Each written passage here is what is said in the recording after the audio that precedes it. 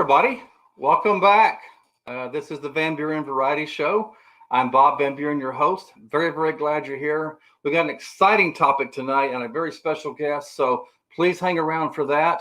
For those of you that are just now tuning in or don't know about the show, Van Buren Variety is a show that is shown live every Tuesday evening at 7 o'clock Central and 8 o'clock Eastern. So we have a different guest every time with a different topic. Could be entertainment, could be profession, it could be a hobby or a special talent. So each week's a new guest, a new topic, and so you never know what you're going to guess. So if you haven't already, make sure you click that like and subscribe button. You'll hear weekly updates and perhaps even some special shows along the way, so you don't want to miss that. Hope you've all had a great week so far. I have. Don't know if you tuned into the show I had last week or the week before, but I'm at the age where I'm beyond fillings. I am beyond root canals and crowns. Now I'm about to get my second dental implant. So if I don't smile a lot, folks, you'll know why, because it's right here and I don't want you to see that. So had the tooth pulled and I have to wait 2 months before when the healing starts, before the dentist can put that fake implant up there. And don't mind telling you that took a quick bite out of the wallet. It's not cheap, even with insurance. So, but you know, if it affects the smile, it's worth any amount of money. So hopefully I don't have to go through that. So that's been my week so far. Hopefully you haven't had any dental pain, but otherwise, having a great week so far. I do want to share something with you on a personal note. One of my favorite childhood movies of all time, and it's even one of my favorite family movies now, and I want to share that with you, is this film. It is the original 1974 version of Benji.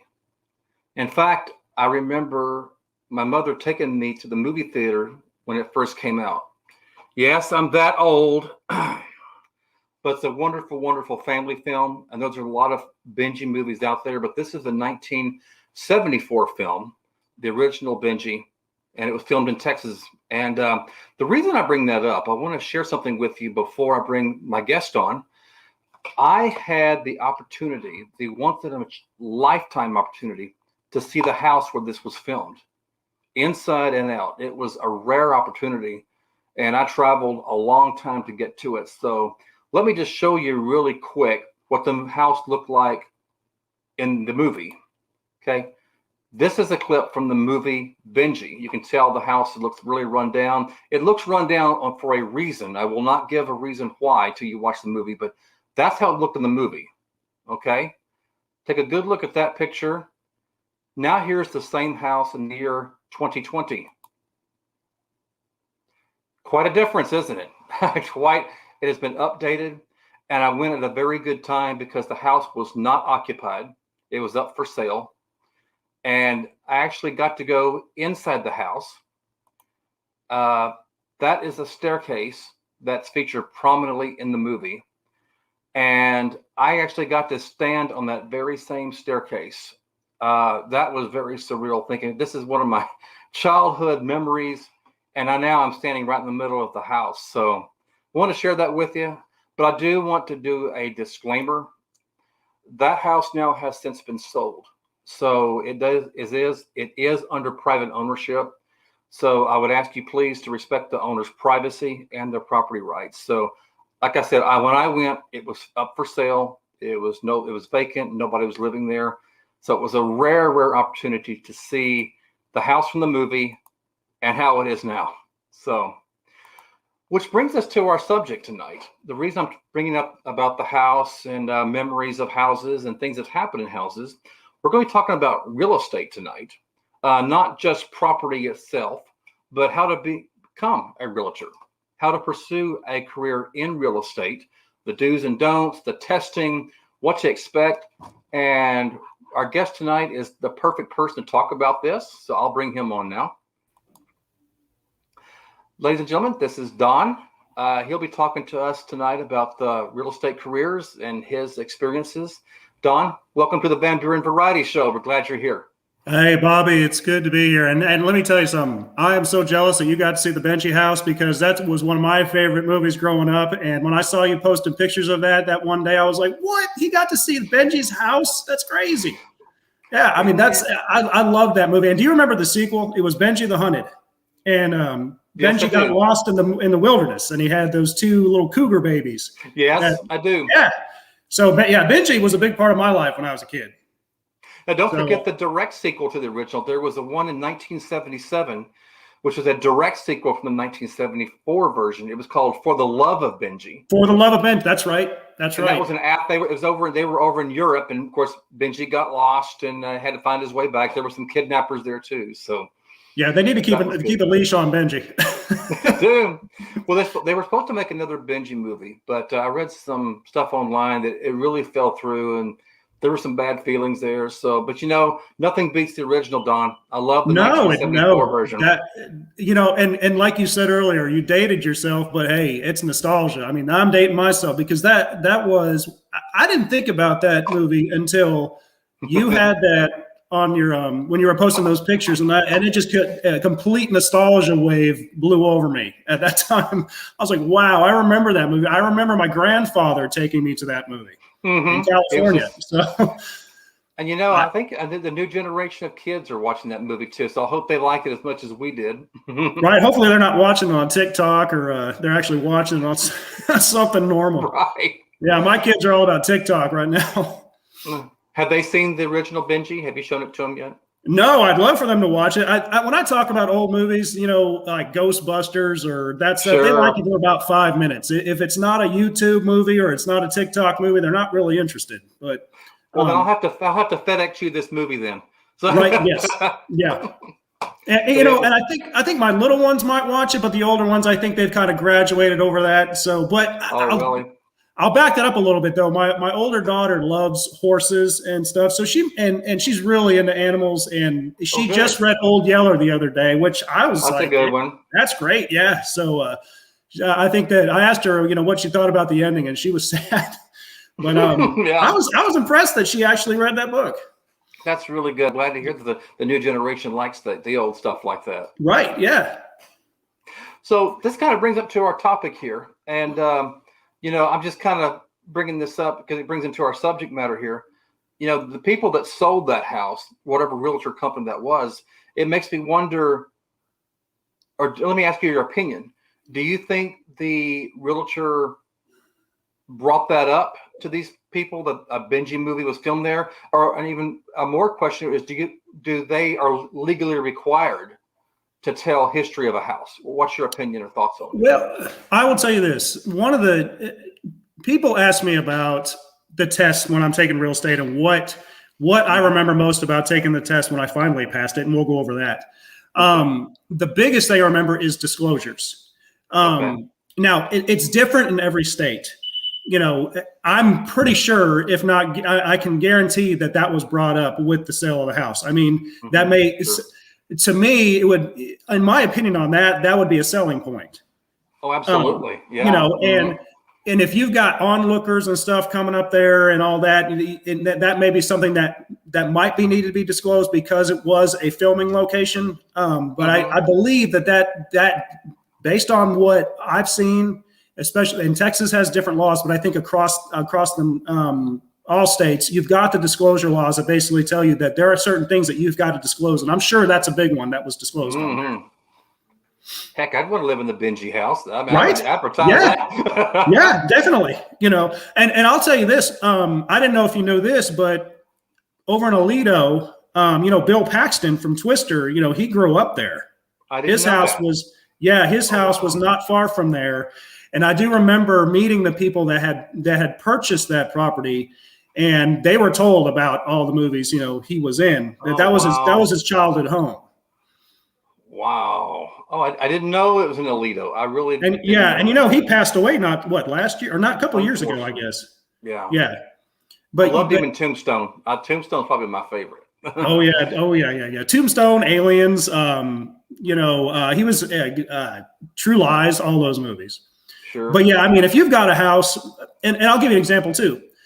Back in California, you've got all kinds of filming locations on, I think I looked up the Poltergeist house because that was one of my favorite movies was Poltergeist.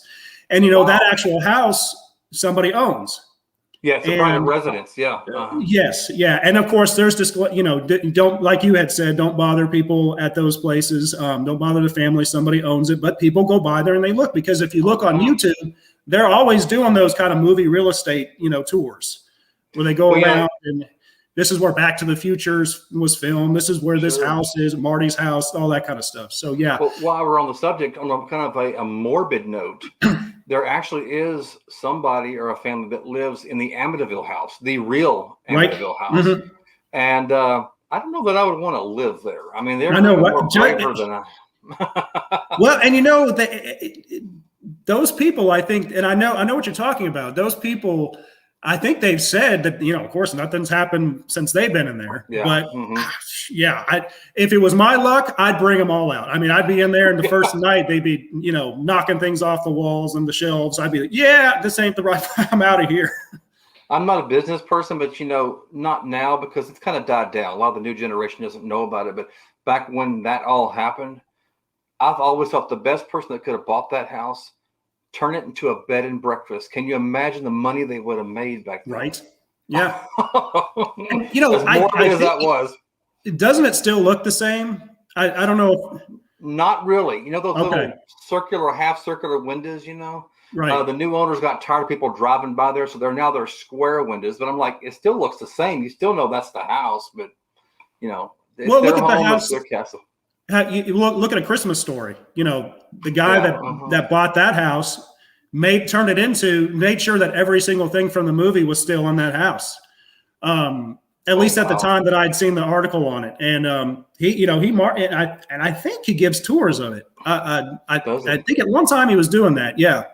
But I mean, that's cool. I mean, it's his favorite movie. So he bought the house and made sure that it looked like everything from the movie, everything was in place. I'm sure even the lamp was still in the window. So the realtors, that sell these houses, I'm sure they have a field day disclosing a lot of this, even though they don't have to. But that is, like you just said earlier, it's a good selling point for sure. So, but every realtor, like you kind of mentioned, touched on this just now, that every realtor that's in real estate has to take a test, I guess, to get certified. And so kind of tell us, Don, kind of what kind of education or courses that you had to take and, to build up to the test. I mean, what were the steps up when you took to the test? Right. I'll kind of backtrack here. When I lived in Texas, I worked for a builder. And really? Okay. Yes. And when you worked for a builder in Texas, I'm no longer in Texas, I'm in Tennessee now. But at that time in Texas, I did not have to have a real estate license. So I sold houses through there. It was all new homes, new construction. It was, spec homes, that kind of thing. Okay. But part of the program that we had there that made me semi-successful, I wasn't top salesman, but I was always in the top 10 as far as one of my tenure there. But we had a realtor program where we would go out and we would meet real estate agents.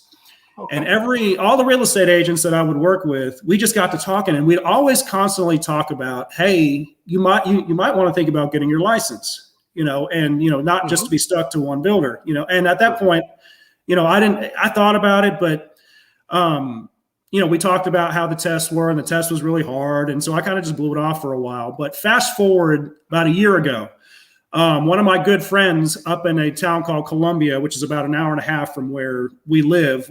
We used to live up in that area.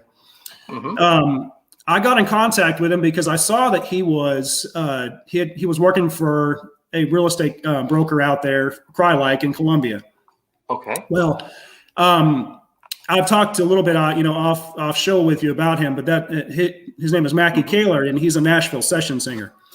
Wow. But, what he used to tell me was that, it's never a, 24-hour, 7-day-a-week job. He has projects, and then he's done, and then he has no money coming in. So he saw the writing on the wall as far as all the people coming in, Columbia and the north of Columbia, Franklin, Nashville area, and got his license. We got to talking for a little while about it, and I said, you know what, I'm interested in getting my license. So he said, I said, should I just look for a local broker around where I'm at? And he said, well, you might want to come talk to my broker. Sure. So I drove about an hour and a half up there, met with Sally at the Crylike office, and she got to talking about a bunch of stuff. Hey, this is why we're great. Everybody has, everybody has their reasons why their brokerage is great. Sure.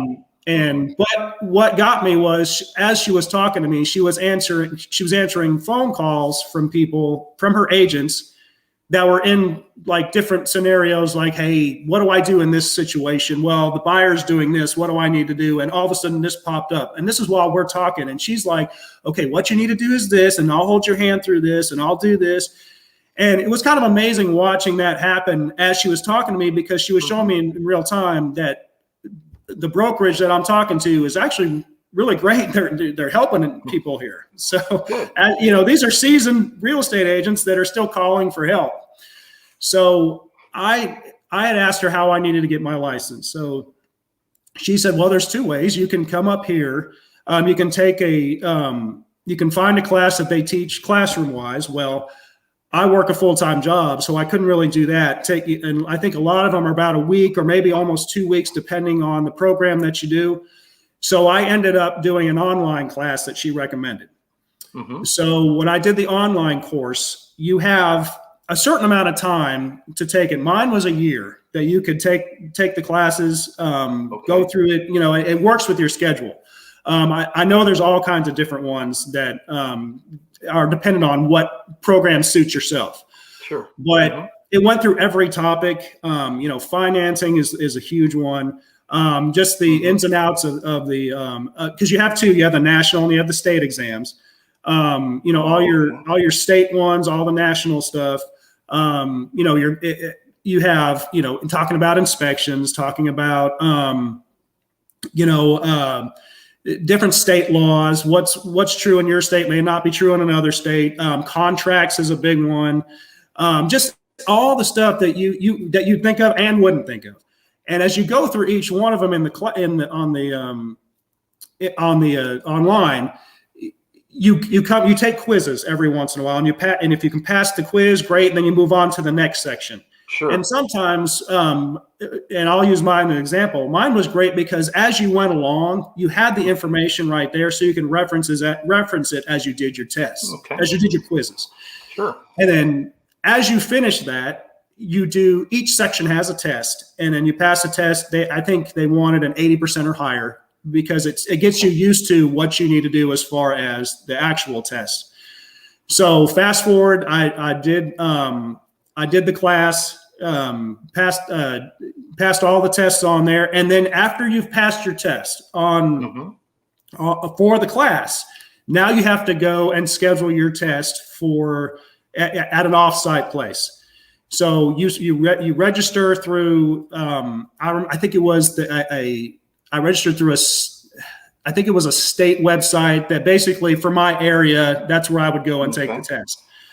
And of course, I was taking it at the worst time ever because COVID was hitting. So every time I scheduled, What's the cost on that? Do you have to pay a fee to take the test? Yes, I think we paid about $900 for that one. Oh, that much? Yes, and I'll get to that too, because that's not the only fees you end up paying as you go along. Yeah. Youch. So it's definitely an investment. It definitely is. So, but the good thing too is there's also payment plans on some of them and different things like that. But once I scheduled the test, once I was able to, because I kept getting pushed off due to COVID, and they'd have to they'd have somebody go in and take the test the weekend before, and of course maybe they were exposed, and so they had to wipe down the office and and move it out, and I just kept getting kind of pushed off. But finally, I was able to take it. So the first time I took it, I passed the state exam, but I failed the national. And just to reiterate, every real estate agent I had talked to, anybody I talked to through the years, talk about how hard the real estate test is, that some lawyers can't pass it. Mm-hmm. And I was like, really? Wow. And it is definitely hard. And what makes it hard is that the way they make the questions. It's like a trick question. You have to pick the best answer. But the crazy part about it is a lot of those questions, a lot of those answers are good answers. I mean, it's like, well, yeah, I mean, it's this, and this, but you got to pinpoint where what are they actually looking for? The best answer. The best answer, I mean, does 2 plus 2 equal 22? Yes, it equals 22, or no, 2 and 2 together equals 22, but 2 plus 2 is 4. But you have A, B, C, and D, and E, or 1, 2, 3, 4, and any of those would be the right answer. And you're like, okay, which one is this? So, anyways, I passed the state one, and I think I really thought that was going to be the hard part, so I really doubled down on the state one. The national one got me that first time. So the next time I went back through my class and went through the quizzes again, every single one of the quizzes, making 80s and 90s. And yeah, I'm ready to do it again. Second time, I bombed the national again. So I was like, okay, I've got to do something different. What do I need to do? So I got to where I retested everything. I went up and I talked to my broker, or my future broker. And I said, what do I need to do? What's going on here? So we went through all the class. We went through different scenarios. She was telling me, this is what you need to look for. And another thing that really helped me was I got onto YouTube and found a guy that was doing classes on there. And he really broke down the test for the state and the national and showed you how to really take it. And so when I took it that third time, I passed it. And I said, right. I was elated. In fact, my wife and family took me out for sushi, so I was really happy about that. That's even better. Right, yeah. So one thing that I did realize too was that when you take the online course, you're sort of at a disadvantage because you don't have people to test off of, where if you're taking the classroom one, you can go, and you're close to your broker, you can go in there and you can ask questions before you go take the test. I would call my friend Mac and I would call the broker and be like, hey, Sally, this is, what about this? What about this? And they were always great. But I didn't get that one-on-one classroom time that I think if I were to do it again, that's what I would try to do. But I know that some classes that you take online have a chat room type deal that you could also do. But I was very happy once I passed it. I was good, And so, of course, I was ready to get going with my license. Well, you got other stuff you've got to do. You've got applications that you've got to send in to Trek. You've got all this other, red tape that you've got to get through. In fact, I've still got to take, and I think I have until the end of the month, I still got to take an ethics course to make sure that I'm, good to go for the next couple of months. And then you also have continued education that you have to do. And it's a lot of investment, but you see where why they do that. It is your business. You're working for you, and that's one thing that you kind of come to grips with too. Like, hey, look, I've invested this money. I'm going to work for a broker that's going to hand me all kinds of stuff. That in some ways that actually kind of can be true, but for the most part, you're on your own to make it happen for you. And when you're working doing it part-time like myself, because I'm in banking and you've been in banking before and you know how that can be. Absolutely. I've just gone through an audit with a big audit through our department. And I know the feeling. I sympathize with you. So I'm like, I could really be trying to sell a house right now, but it just takes up a lot of time. But it comes as you keep your mind open to it. I showed a house not too long ago, actually over the weekend. I've talked to lots of people about financing, which is a big one that, if you want to talk about, there's certain things that you got to make sure if you're wanting to sell a house or you want to buy a house. But going back to the test thing, once you get the test can be really hard. My friend passed it the first time, but he basically had told me that the reason was, a big part of it was he was able to meet with people that were in the office that he could talk to, that he could test off of. And he thinks that was one of the major reasons why he passed it the first time. Now, I was the second time that I was taking the test, I had a guy in there that was he was a certified real estate office manager. He had his license for years, and it lapsed on him, but he didn't realize it had lapsed. So he came in to take the test, and he cussed out the whole time while he was taking the test. He was like, "Oh, I hate this," and everybody in there like, "We're trying to take the test." And I got to talking to him outside of it, and he had said that was the third time he was taking it, third time he failed it.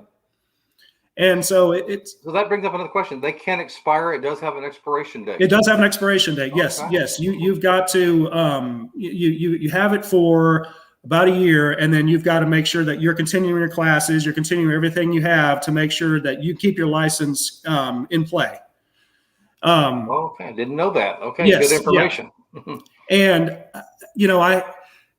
one of the things that I've had people ask me is, they talk about for sale by owner. I don't want to have, I don't want to sell my house with a real estate agent because that's just more money that goes out of my pocket to a real estate agent, and I'd rather just sell it on my own. Sure. I used to kind of subscribe to that because I thought, why? I'll just put a for sale by owner sign outside my house and then not worry about an agent. But the more I've realized that, the more I've taken the classes, talking to agents, talking to brokers, once I had that world open up to me, it's not just about paying the money out, to an agent.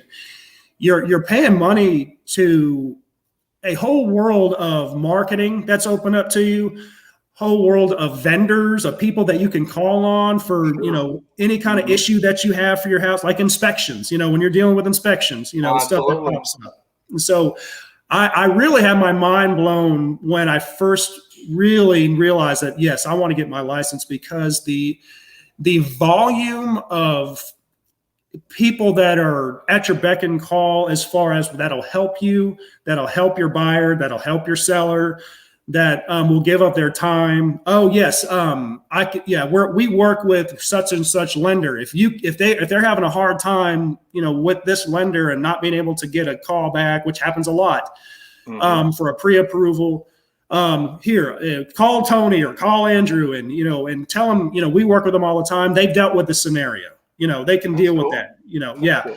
And that's been great, because I've it's. When that because you can't answer everything. You go in, you get your license so you can kind of be an expert at real estate on your own terms, but there's still so much to learn. And even when you're talking to agents up, at the brokerage, they're like, "Oh, I forgot about that. Yeah, but I can, let's get with this guy and he'll show you what you need to do."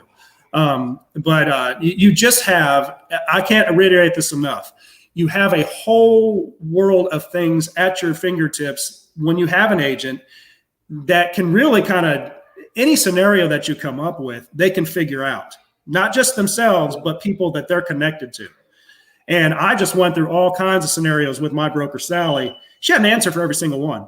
And she had an answer for every single. Yeah, it was great. It was, well, what about this? And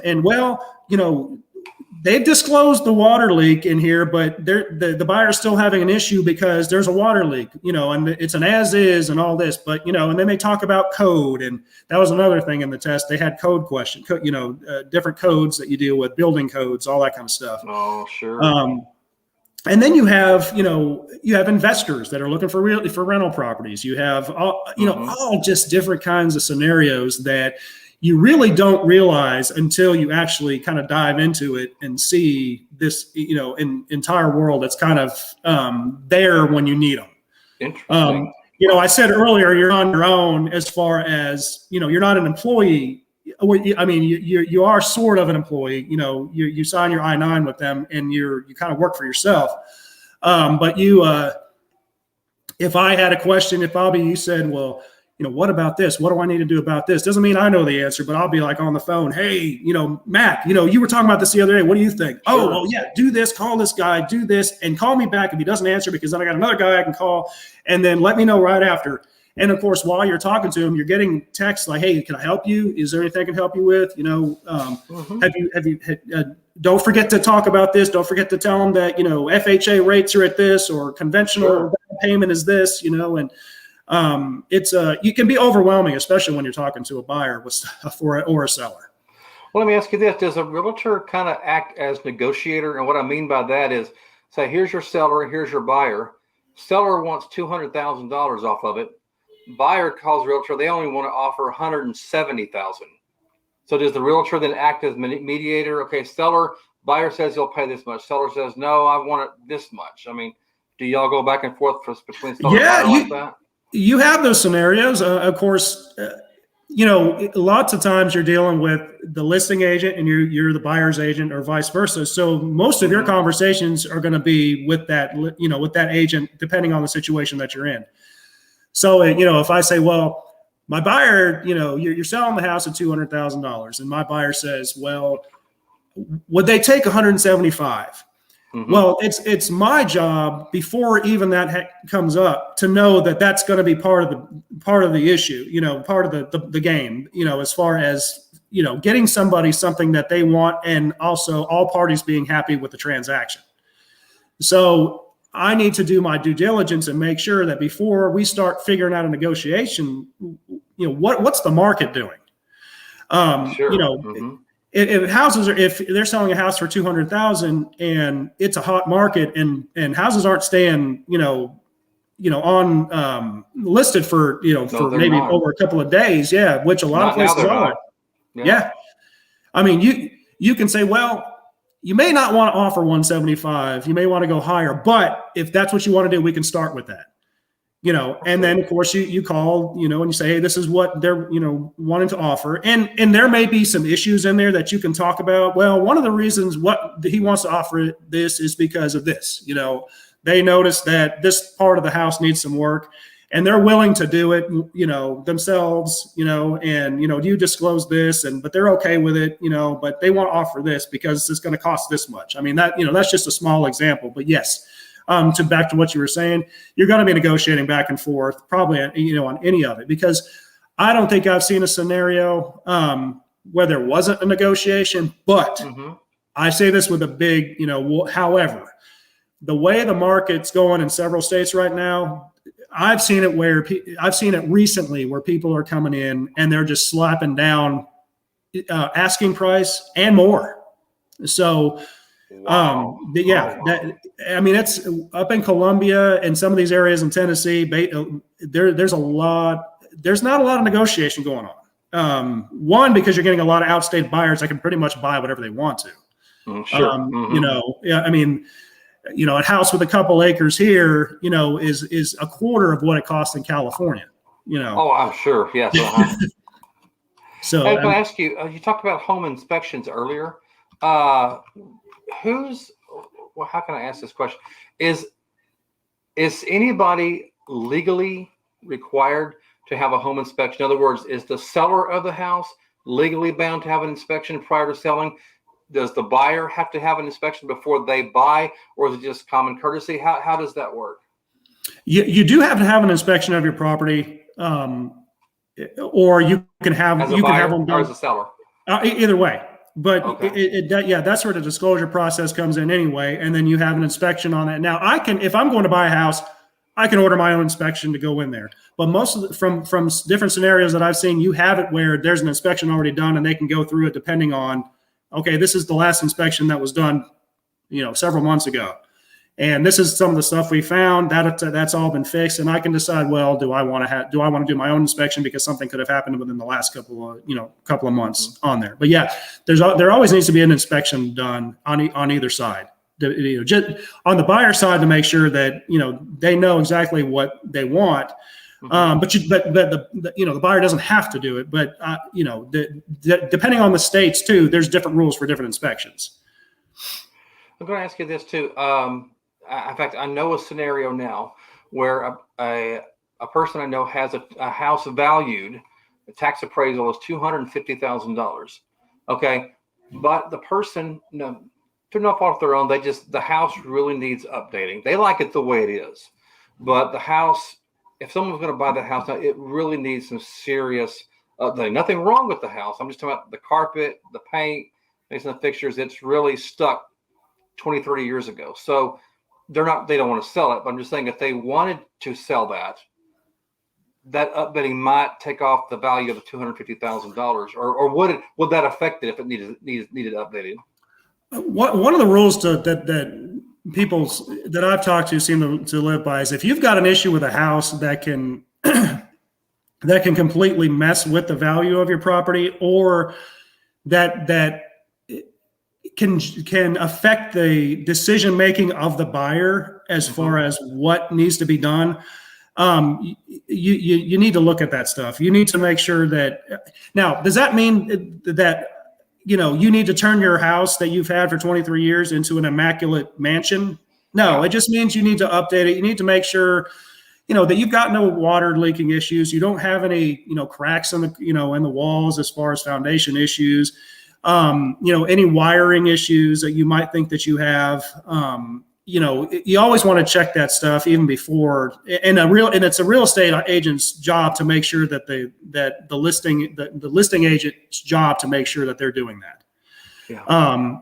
If I walk into a house and they have no foundation issues and they have no water issues, or they don't have any roof issues, but their house kind of looks like it's dirty and they haven't done any cleaning in it or anything like that. In some ways, it may not affect the value because you've got cosmetic stuff that you're just dealing with, but you've definitely turned your your buyer off. So you want to make sure that your house sells based on what do they call it? I'm having a brain fart here. You've got curb appeal. Sure. Yeah, that's it. Yeah, one of the best. We had sold our house near Columbia, and where we lived in Hampshire near Columbia, and the lorry let me backtrack a little bit. With the first agent that we had on the house, she really didn't tell us to do much. And we really never heard from her. And to make a long story short, it was kind of a bad, we ended up firing her. And no input, right? Well, it was kind of, we just kind of felt like she wasn't doing what she was supposed to be doing. So anyways, we got with a girl named Lori, and Lori's whole deal was, we've got to make this house look, sellable. And one of the biggest things that she did was declutter. You need to declutter this. You need to get pictures off the walls. You need to get, or not personal stuff out of there, so the buyer can kind of make it their own. If you have a lot of personal pictures and all kinds of stuff in there, and your house is not really, suited to, for curb appeal in and out, you're definitely affecting, the views that you get and the negative back, reviews you would get back from the buyer. Okay. Well, Don, we've got a question from one of our online people. Jean asked the following. She's asking me to ask my guest, you, about land that has access to outside people, like a power line company. How would that affect a new homeowner? Oh, that's a great question. I'm going to tell you what, and I hope that I answer this right, because that was a major thing on the test too. You're dealing with easement. Yeah, you're dealing with different kinds of easements. That one of the disclosures is when you're buying a property is that that there's an easement, like a 10-foot easement. So if you've got like a wiring box there, or you've got where people have to come across to get maybe you're next to a park, or you're next to some kind of shopping center or stuff, or so, you have easements that people need to use. There's all kinds of different ways that those will affect the property, but you would know about that before you even bought the property in a perfect world, of course. But you're dealing with easements. There's all kinds of laws to easements. There's all kinds of different easements that you're dealing with. You have ones where you may have a property where the only way that the neighbor can get to their house is they have to come onto your property to get to their house. And there's even a word or term for that. And I apologize, I don't remember what that one was, but that was on the test. Yeah. And I do. But that's a really good question, because those are a major part of when you're buying property, especially if you're buying land, if you don't have a structure on there, of course, with a structure on there, but you're going to have a lot of different scenarios that come up when you're dealing with different kinds of easements, especially if the city needs to get onto your property to do different things. I think when I worked for the builder in Texas, we had a big utility issue on one of the properties. And so they had a big easement that was affecting the property. So I actually think that brought down the value on that particular property because of that. So we ended up selling the house, but there was a easement on there that basically said that, and disclosures basically saying that if there's an issue as far as the lights going out in the neighborhood, they need to come onto that property, and that's where that box is to fix that kind of stuff or whatever. So I'm hoping I semi-answered that question. Yeah. Well, that now I've heard this before. Now maybe you can let me know if this is true or not. I've always heard, like, say you take the front of a house, any house that's on a city street. Is it true that the city actually owns 2 feet into that property, like from the curb? Is that a correct statement? Or? That's correct. And it is different in different places. You've got, the city there. Yes. And you as a homeowner, you have an obligation, like as far as keeping that area mowed, but the city, That's yes, true. has 2 to 5 feet, depending on where you're at with that particular location. I remember one of the properties that I had sold had I think it was a 5-foot easement that one of the buyers was just having a fit about, but it was just a regular city easement that we were dealing with in that neighborhood. And you also have them in the back. If you have a backyard that moves up to maybe like a retaining wall or something like that, you have a 5-foot back easement where you can't put anything in within that easement, within that 5 feet. It's kind of the same thing that you're talking about in the front. You can't put something there because it's not really yours, even though you've bought the property and that's part of the property. The city uses that, and you having something that's obstructing that ends up being an issue. Because I've seen many houses, especially the brick homes that's been from the 80s, 90s, even today, they put a brick mailbox right there at the edge by the sidewalk. But heaven forbid, if the city needs that, then your mailbox has to go. Would that be correct? That's correct. In some areas, yeah, you definitely want to make sure that if you're going to build something like that, you just need to call the correct people, call the city, call, the builder if they're still on site. What if I want to do this? Would I be able to do it? And usually that's in your disclosures anyway. When you actually sign the contracts, they have the easement issues within the contract of what you are and are not allowed to do. And sometimes you can, even from what I've heard in the past, and I haven't seen it, so don't quote me on it as far as, Bible, but sometimes people dispute it and can win a dispute based on what they want to build on a certain part of an easement. And that also sometimes goes with homeowners associations. You may have an easement from the city, then your homeowners association may have some kind of, issue where, what you're going to do on your property. In your front yard, where people can see, so you have all kinds of that stuff, but in the disclosures, it's pretty well written out especially also on the plat. If you see your plat, like if you're building a property, you have a plat map that shows you, where your easements are. And it's usually pretty well, drawn out on there. And if you've been in your house for years and you don't have a plat, you can just go to the city and the city should have a copy of a plat for you. Absolutely. Or you can have a survey done. Just to make sure. And, a surveyor will tell you also. What about I've seen lots of times where maybe it's a residential neighborhood, but maybe somebody sees maybe a little old frame house. They don't want the house. They just want the property to build like a business on. But, they don't know if it's been zoned commercial or not. I mean, you have to have something zoned commercial. So if a person's wanting to do that, wanting to buy a house, but put a business on there, how would they check to see, okay, well, can I put a business there? Where would be the best place to check on that? Yeah, you would just make sure that area where that house is, it can be zoned for commercial. Most of the time they're not. If a house is on there and it's in a neighborhood, it's probably going to be a residential property. But, sometimes Walmart comes in and buys up a bunch of areas, and then, or the city can do eminent domain and make it a commercial property, because it may be a condemned lot. It may have been a house that's burnt down. It's just been sat empty forever, but it lines up to where a shopping center could be built or certain areas like that. You can see, I don't know the zoning laws as far as how to convert it. but you can always easily find out if it's zoned for commercial. You just call the city, call the registrar's office, they'll tell you, yes, this.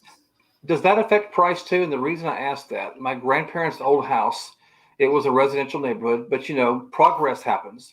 Later on, that street that they're on, everything there became zone commercial. There's still houses there, but it's all been zone commercial. So I'll say grandparents' house. They've been living there for a long time. Now it's zone commercial. If they ever decide to sell that house, does commercial property sell for more than like the residential property? Would that help them when they decide to sell? You would more than likely, yes, you would think that, and I would say yes in most scenarios, because if you've got a big area that's a shopping area, you've got something like a big shopping mall that's come in and it's really popular, and behind it you've got areas where it's residential, but at some point they may come in and offer. Money to the property owners because they want to turn it commercial. Convenience store or something, Right. Yeah. Yeah. You're definitely looking at maybe a higher value, or they're offering, they may, you've got where the city can come in and say, okay, well, you've stuck it out forever. We need this property because we're going to be building a highway through here. So they're going to eminent domain you, or you're going to take whatever we offer you. Excuse me. And if you hold out forever, they're not going to give you a lot. But commercial property, yeah, especially in an area that's high end, or that's looking to be a high end property, or very well, that's going to be, you think is going to bring in more tax revenue, the city is, and all that. I think you're looking at probably a higher value on that. Very interesting. So on houses themselves, okay, let's say that maybe there's a person that wants to build a house, and they have a builder they're going to build. When they of course they'll buy the land first and then they build the house on there. Let's just say halfway through it, you know what? I really don't like it. I got a better offer somewhere else and the house is unfinished. Does a realtor, can they start, like, for lack of a better word, asking for buyers like, okay, here's the house the way it is. You want to finish building it? I mean, that does happen every once in a while, but I know if you run across a scenario like that. Well, you've got different scenarios where that comes up. Let's say that you're in the middle of building a property and you've got a construction loan. And the way construction loans work is you have different sections of a construction loan. You don't get all the money up front unless that's the way you've set up the financing. Sure. But if you've set up the financing for, pulling permits and doing the, getting everything done for, the first phase, then you got the second phase, third phase, and final phase, depending on it. Let's say your loan is dependent on you keeping, everything that you've done from the beginning, credit wise, completely, set. But let's say you, all of a sudden your credit card has a missed payment. They go back and rerun your credit to make sure that your loan is still going through. And all of a sudden you don't have the same credit score anymore. And you still have, right. Depending on how that works, you may end up having to, you don't have any more funding. So you may have to end up abandoning that property. So then of course the bank takes it over and then they may end up finishing it, or they may have somebody come in and finish it, or, something like that. But most of the time, and this is one thing that, my friend Mac had dealt with, is you have most of the time when you're building a property, you can't abandon it even if you want to. You have to make it finished. You have to finish it. Okay. Unless somehow you've structured your loan or you've structured something to negate that. But if you decide after it's built that you don't want it, of course it's yours, you can sell it. A lot of people do that. They'll build a home and then they'll flip it, or they'll, that kind of scenario. Or they use it as a rental property. But I've seen some of the stuff I've read, some of the stuff that I haven't directly dealt with that personally as an agent, but I've dealt with that when I worked for a builder. And where the issues where you're bringing that up is where people lost their financing and all of a sudden it goes back to the builder or goes back to the bank. And then of course now you've got something that they're sitting on an asset that they need to move. So lots of times, somebody can come in and say, well, I'll offer this for it. And to get it off their books, they'll finish it. And a lot of savvy investors can figure that out. They'll get in there and figure it out and say, hey, look, I've noticed, that's sitting there. It hasn't been finished. I've heard that the buyer is it's kind of been abandoned. I'll offer this, and maybe in that scenario they can get a good deal on it and finish it up. Interesting. Let's talk more about your own career. You're an agent. So how long now from the time, how long have you been an agent now, Don? I got my license back in January. Again, I had to push it off over the year because we kept hitting COVID, and finally I was able to do it. I think it was the second week of January that I got my license. I finally signed all the disclosures with the broker. A couple weeks after that, got stuff paid off or some stuff paid before. I mean, I had to pay $1,000 to Trek. I had to do a couple other scenarios after there to be an official agent with a broker. So it's been probably since the end of, I'd say the beginning of March that I've really been full on agent. Yeah. I'm still working part-time because I still work a full-time job at the bank, but you get where you end up talking to a lot of people just about different scenarios that they're dealing with. I've got a buyer that's looking to do a house down by the river. Where we live close to the Tennessee River. The Tennessee River. Yeah. We and it's my wife's favorite place to be, and I can't argue with that. It's beautiful.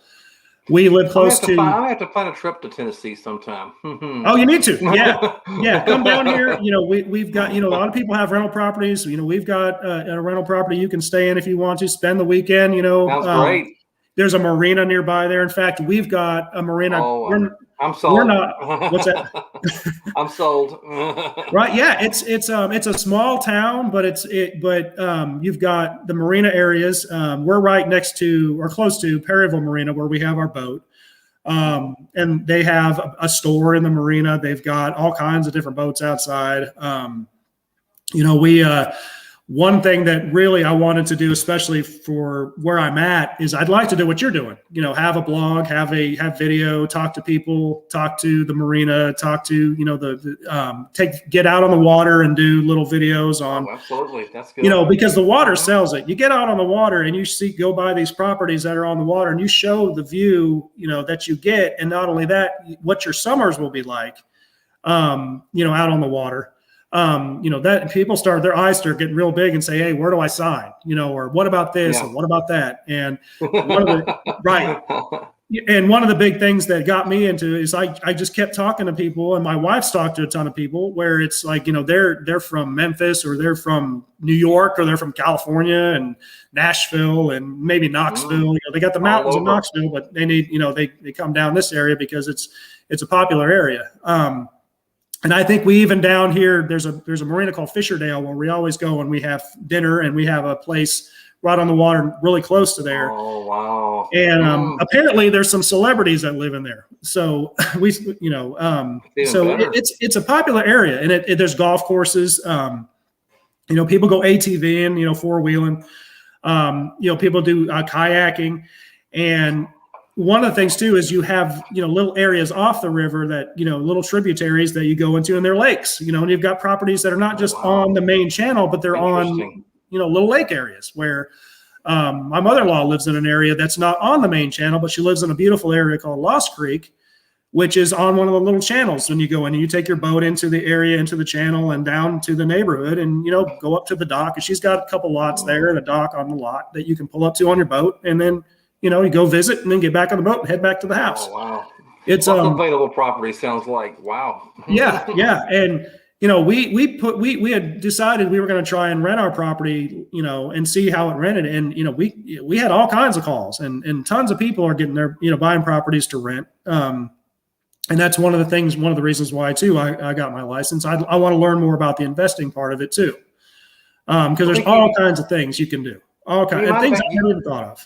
You might have answered my next question. I was going to ask you, what do you like best about your job? What do you say is the most exciting part of being an agent? Would you say if you had to narrow it down? This may sound cliche and kind of crazy, but when I worked for the builder in Texas, the best part of it was handing over the keys. was that closing where, let's face it, if you've ever bought a home, you want to shoot yourself, almost towards the end of it. It is a difficult and stressful process.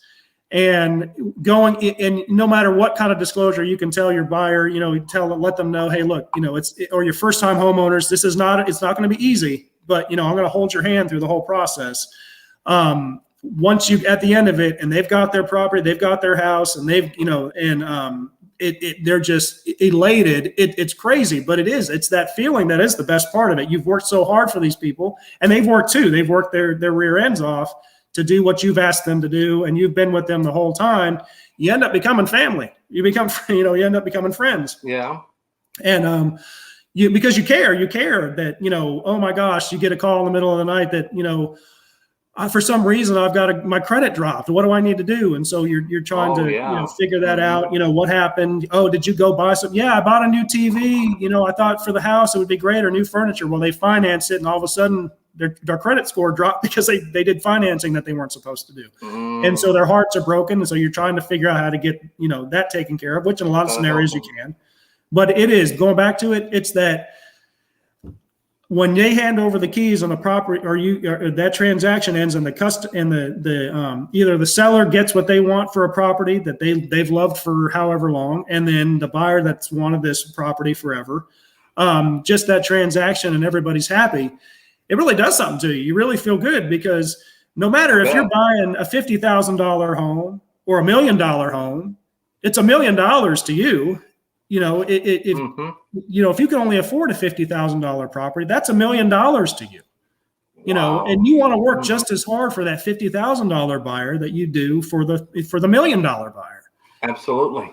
And if you can give that kind of service, and you care about what they're having to deal with, and because you as a homeowner have dealt with the same thing with buying a home, and you want to kind of guide them through the finance issues that are going to come up. No matter what, there's always going to be some kind of issue that pops up, unless you've got $100,000 for a $100,000 house and you buy it, boom. And even then you got issues that come up. Oh, sure. But yeah, that's the best part of it. The best part of it is having a happy buyer, having a happy seller, hey, and being recommended, hey, Don did a really good job with us. He didn't have all the answers, but he surely got them for us. Ali, word of mouth is the best type of advertising. Right. Yeah. Mm-hmm. And I talk about my friend Mackie, he doesn't even have any business cards, but he's such a good guy. And he works so hard for his buyer. And I've seen it. I watch it. I've watched him on the phone. I've watched him talk to customers. Mm-hmm. He's very personable, and he cares. Good. When you care about, that shows. Yeah. Oh, absolutely. Absolutely.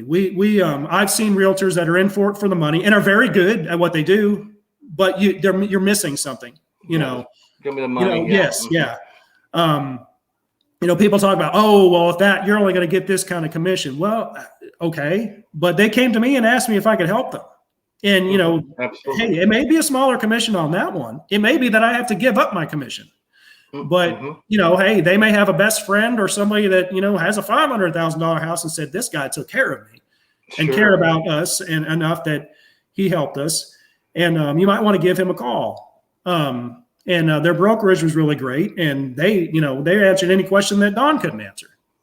So, yeah, it's that cliche thing where, having a happy buyer is the best feeling, or or happy seller, they get what they've asked for, and you've made the process as smooth as possible, no matter what hiccups come, and you're always there for them. That's the one thing, again, I don't have all the answers, but I'll get them for you. Well, Don, let me ask you this. Now, there might be someone watching this program, or we'll watch it later when it's archived. Maybe there's someone out there right now that's maybe in a dead-end job. They're not happy with where they are.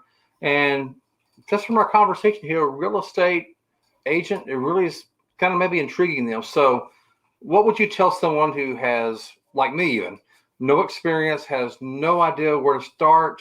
What do I do? How much am I looking at to invest? What would you tell someone that's at ground level that maybe is wanting to start taking that step towards being an agent? What would you tell them as far as where would they start? One of the big things I would say is if you have a job, don't think that you're going to be supplementing that salary to go work full time as a new agent. And everybody tells you that. They tell you over and over again. That's why I do mine part time for now. Luckily, I have a great job. I love. But don't think that that's going to be supplementing the income that you have right now. But if you're at a dead end job and you are looking into it, you're going to have some investment that you're going to do in doing that. You're going to be having some, of course, you got to take the test, and the test is not easy. Now you may be the first one, you may be one that passes it the first time, and that's great. But I've heard that some of the best agents, in fact, I've talked to $1 million producer, at our brokerage. It took her 5 times to pass the test. And she's she's $1 million producer. She has the big house. She lives in an area but it took her 5 times, and she was a secretary when she got her license, and she worked part time. You don't have to be an expert on it. I had working for a builder. I had a lot of knowledge. Working with loans, working with construction. But if you're personable and you're good with people like you, you can, hang out with them on the weekends and be able to talk to them like, they're on your level, and you're friendly and people know that you care. All that other stuff can come with training. Now, if you go and you're like, I want to help you sell a house, you might need some help there, but attitude. Right. Yeah. It all comes back to how you treat people. My wife is the epitome of she at some point, I hope she becomes an agent, because she'd be very good. She'd smoke me in a second as far as being an agent, because she's very good with people. She, and she's a quick learner. And of course, she's always bugging me, hey, have you called this guy? Have you made sure that they've done this? Hey, make sure, did you talk to the loan officer for this particular person? She's interested. She knows that stuff. She knows what, what's important. And plus we've put the money into it. So we need to get the return on investment. And, someone that is really thinking about just do your research, do your due diligence, look into it, go to a broker, go over to a broker. Talk to them about, that's what Sally did. Before I even did anything, I talked to Sally Woodard at Crylike in Columbia, and we sat and talked forever. And by the time I was done with it, she said the pros and cons. I was like, and she said, in my opinion, I think you would be you'd be a good agent. And she's like, I've told people where you might want to work on this, you might want to work on that, and others, there are people that wouldn't make a good agent. But she did say this: she would never stray someone away from trying to do it, because people always will surprise you. You have to put into it what you want to get out of it. That's one thing. You can't just do it and then sit there and think things are going to come. Blow it off. Yeah. Mm-hmm. Yeah. Right. But I will say this: they will give you a roadmap of what to do, of goals to do, of things like that to take care of, and I know we only have an hour, and I think we've gone over the hour, but it's okay. You can go on forever about it. But Bobby, you'd make a good one. I mean, you're really good. You're really personable. Talking. It's just learning all this stuff and talking to people and learning from the people that have done it forever. Sure. Well, that's kind of where I'm going. I mean, where I like to see people go. But like you just said, with any career, especially, you have to be serious about it. You can't just go this halfway and then get mad. I'm not making any money out of this. Well, examine yourself why you're not doing that. Are you 100% dedicated to this? So again, you just said something, return on investment. You're, a person that wants to be an agent, you're gonna have to invest not just your money, but a lot of time. Do you really want to just toss it away? And so you really got to be serious, obviously. And that's with any career. So right. Yeah. We okay. Yeah. Real quick, you're right. You put a lot of time into becoming an agent. You want to make sure that you're getting whatever you need out of it. And if you let it if you do it and then kind of sit on, and think things are going to come to you, it's not going to happen. But if you're open to a roadmap, if you talk to agents and you talk to your broker and they'll help you as long as you're open for it to be helped. Absolutely. So I'm very happy that I got my license. And I'm excited whenever I talk to my broker or any of the agents around there, knowing that at some point you're going to see the light at the end of the tunnel if you do all the work that they tell you need to do. Sure. Absolutely. Well, Don, I appreciate you being here on the Van Buren Variety Show. I've learned a lot just by talking to you. And I know my audience has learned a lot too. So I appreciate I hope so. I ramble. Oh, no, that was plenty of good information. But let me tell my audience something on a personal level. Don and I are not new acquaintances. We go back quite a number of years. We won't say the number of years, but here we go. And you guys are gonna love this. So I know we're past time, but this is worth it. Don and I, at one time for a couple of years, many years ago, we were in a community theater together. We did a Shakespeare play. We did a musical. We did a comedy. But I'm going to show you a picture. And before I show you to you what it is, so I can explain when you get totally shocked, it's from a play called Man of La Mancha. It's about the story of Don Quixote. It was a musical. And Don and I were two of the four muleteers, the rough muleteers. We were really kind of, did you say we were bad guys, Don? We were, what would you call our characters? We were bad guys. And we had to sing. Do you remember that? We had to sing. Little bird, little bird. So here is the picture you can all laugh at me and Don about. Are you ready? Here we go. Oh, who are those group of guys? That's crazy. That's when I actually had dark hair then. So let me explain to our audience who that is. That would be yours truly, Bob Van Buren in that top left. Yeah, we're all in character here too. So the guy next to me was Paul, really great guy. He was a great soloist.